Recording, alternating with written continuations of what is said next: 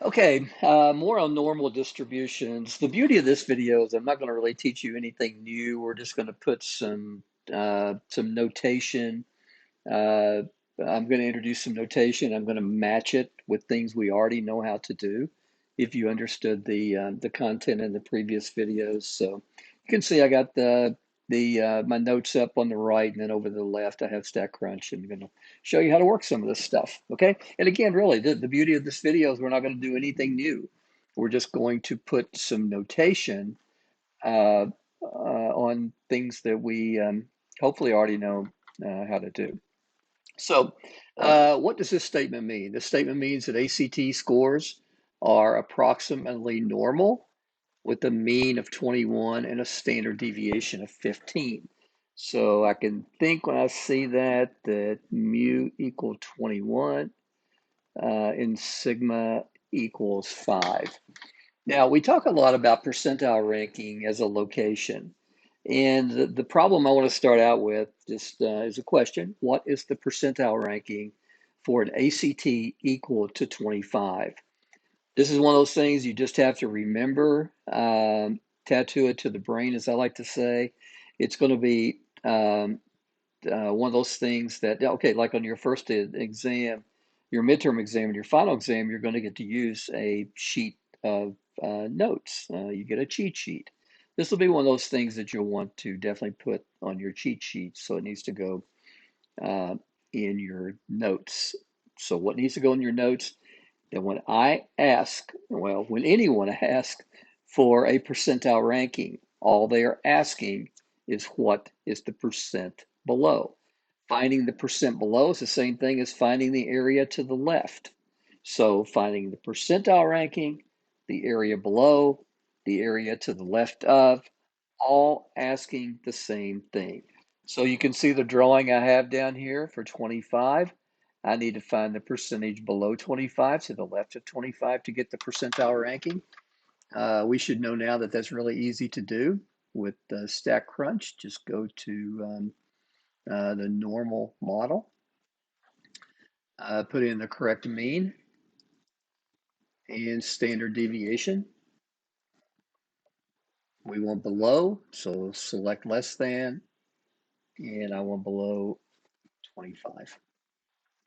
So we usually round percentiles unlike percentages or proportions where we, in this case, I would just, if I was just going to find the area to the left, I would report 0.7881. But what we typically do with, how we typically report percentiles would be to the nearest percent. So then I would say here, this would be the 79th percentile.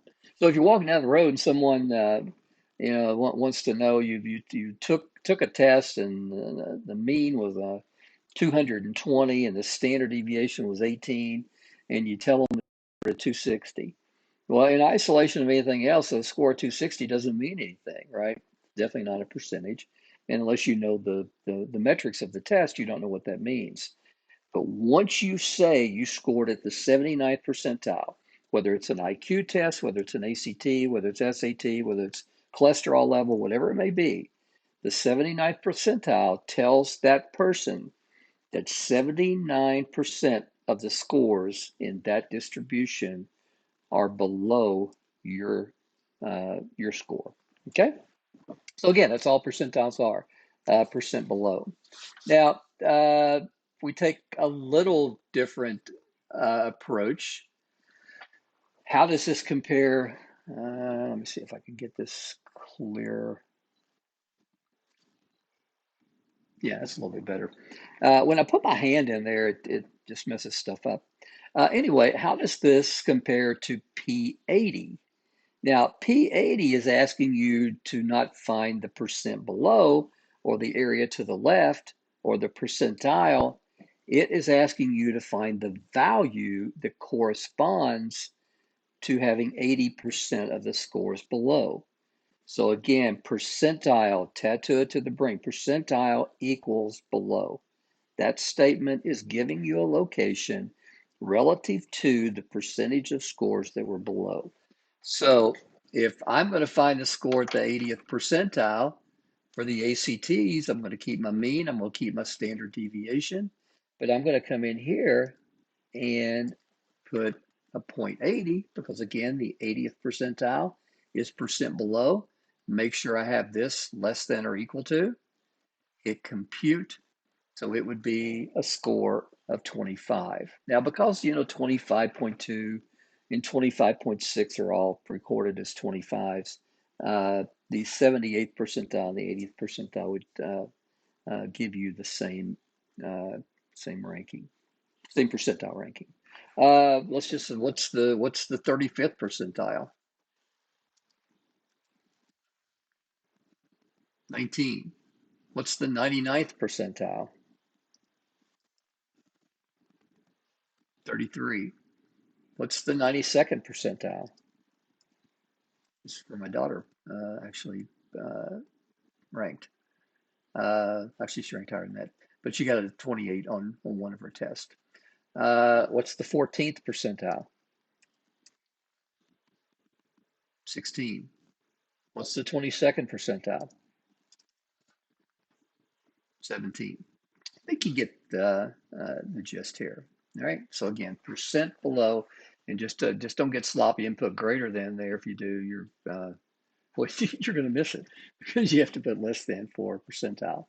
Next thing I want to cover in this video are called critical values. Now, looking ahead, this is in lesson 5, but looking ahead, we're going to run into things called confidence intervals, and this is under the whole estimation process where we take a mean and we add and subtract margin of error. Well, the margin of error is found by taking this, what we call a z-critical times the standard error. So look, what I want to talk about, I really don't, right now, I don't care much about this, and I don't care much about this. We'll get to that soon enough.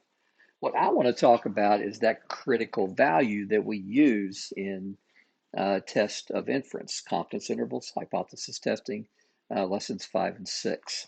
And instead of looking at like z alpha over 2, I just want to talk about what is z over alpha. We'll get to that stuff. It's not a stretch. Once we learn this, it's not a stretch to learn this. So let's talk about what is z over alpha.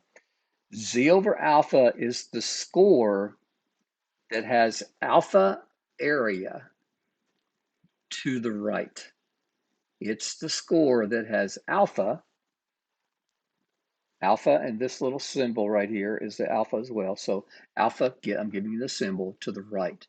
So z of 0.10 is the z-score that has 10% of the area to the right.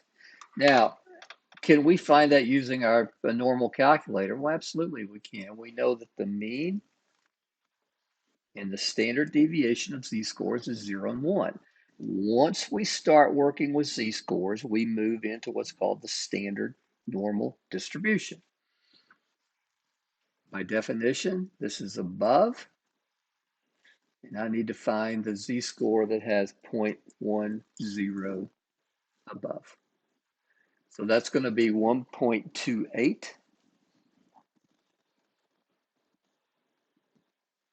So that is z subscript 0.10. Again, it's just one of those things that you have to, once we understand with StatCrunch how to find area above, an area below, an area between, then it's just a matter of putting some symbols with our work. Z.10, find the area above. Z.92, find the area above. Z.67, find the area above. All right? These stats doesn't have to be hard. We just make it hard. You're like, yeah, all right. All right, Z of 0.95. Now, 95%. So what is Z of 50, 0.50? Well, it's got to be 0, doesn't it? Because we know that this is a symmetric distribution, smack dab in the center. So 50% above and 50% below. So if I ask you what's Z of 0.5, well, let's just do it. Maybe you don't believe me. Well, it's just the mean, right? So by Z of 0.95, I know that I've got an area bigger than 0.5, so I know that the answer to this problem must be negative because to the left of 0, these are all negative z-scores.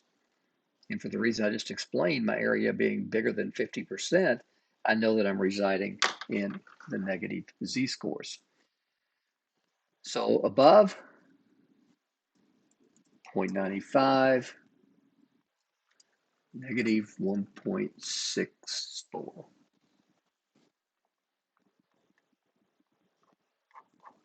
right, and when you do these problems in my stat lab, just make sure you round accordingly. Now, I said something earlier that I want to just kind of add on here at the end.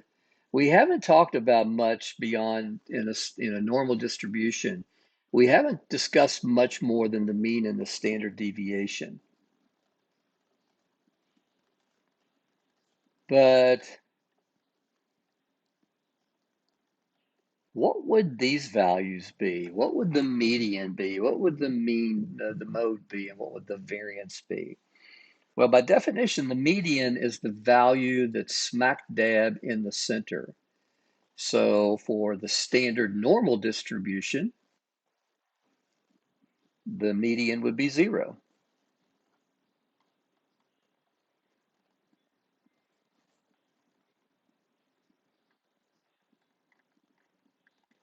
For a regular distribution, for example, let's go back to the, let me see if I can find it here. Let's go back to the ACT scores. What value is smack dab in the center? The 21. What role does that 21 have? It's the mean, right? So the median in the standard normal distribution is equal to 0, which is the mean. And in a regular non-standard normal distribution, the median is just the value in the center, which is the mean. What about the mode? What you got to remember when you think about the mode is this curve comes from a perfectly scripted, a perfectly drawn histogram. Well, what do the height of the bars represent? Frequency. Well, which value would have to align with the mode? The value with the highest level bar. And where does that have to happen? Well, it has to happen in the center. So the mode is also 0 in a standard normal distribution. And it's also at the mean in a non-standard normal distribution. So for the ACT, the mean was 21. So 21 is going to be the mean, 21 is going to be the mode, and 21 is going to be the median. How's the variance compare here? Well, remember the variance is just the standard deviation squared. So for the standard normal distribution, the standard deviation is equal to 1, so the variance would be just equal to 1 square unit, which there are no units in the standard normal distribution, so the variance is just 1.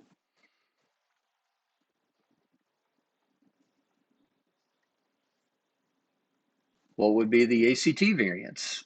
Well, the standard deviation, what did I tell you, 6 or 5? Yeah, 5. It varies from year to year. I've seen the standard deviation on ACT scores range anywhere from 5 to 5.1. They're up now. Recent years about 5.8 to 6. But given the information you have, where the standard deviation is equal to 5, and the variance is just that value squared. So the variance would be equal to 25. All right, gang, that's all I got. Again, really nothing new here, just kind of solidifying some things and putting some notation with some things that we already know how to do. All right, take care.